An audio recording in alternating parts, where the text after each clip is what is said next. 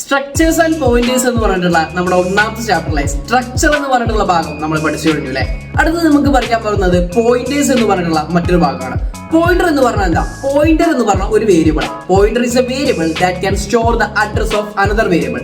മറ്റൊരു വേരിയബിളിന്റെ address store ചെയ്ത് വെക്കാൻ പറ്റുന്ന ഒരാളാണ് ഇത് പോയിന്റർ എന്ന് പറഞ്ഞിട്ടുള്ളത്. അങ്ങനെയാണെങ്കിൽ ഞാനൊരു എക്സാമ്പിൾ കൊണ്ട് പറഞ്ഞുതരാം. ഒരു ഹൗസിംഗ് കോളനി ABCD എന്ന് പറഞ്ഞിട്ടുള്ള വീടുകളുണ്ട്. ഇവിടെ C എന്ന് പറഞ്ഞ വീട്ടിലേക്ക് ഒരാൾക്ക് കടന്നു വരണം. അദ്ദേഹത്തിന് അവിടേക്കുള്ള അഡ്രസ് അറിയില്ല. പകരം A എന്ന് പറഞ്ഞ വീട്ടിലെത്തിയപ്പോൾ അദ്ദേഹം ചോദിക്കുകയാണ് സിയുടെ അഡ്രസ് അറിയോ? അപ്പൊ Aക്ക് കൃത്യമായിട്ട് സിയുടെ അഡ്രസ് അറിയാം, അദ്ദേഹത്തിന് പറഞ്ഞു കൊടുക്കാൻ സാധിക്കുന്നുണ്ട്. അങ്ങനെയാണെങ്കിൽ A പറഞ്ഞു കൊടുക്കുകയാണ് ആ കാണുന്നതാണ് C എന്ന് പറഞ്ഞ വീട്, ആ കാണുന്നതാണ് C എന്ന് പറഞ്ഞ വീട്. ഇവിടെ A എന്ന് പറഞ്ഞിട്ടുള്ള വീട്ടിലെ ആള് എന്ത് സ്റ്റോർ ചെയ്ത് വെച്ചിട്ടുണ്ട്?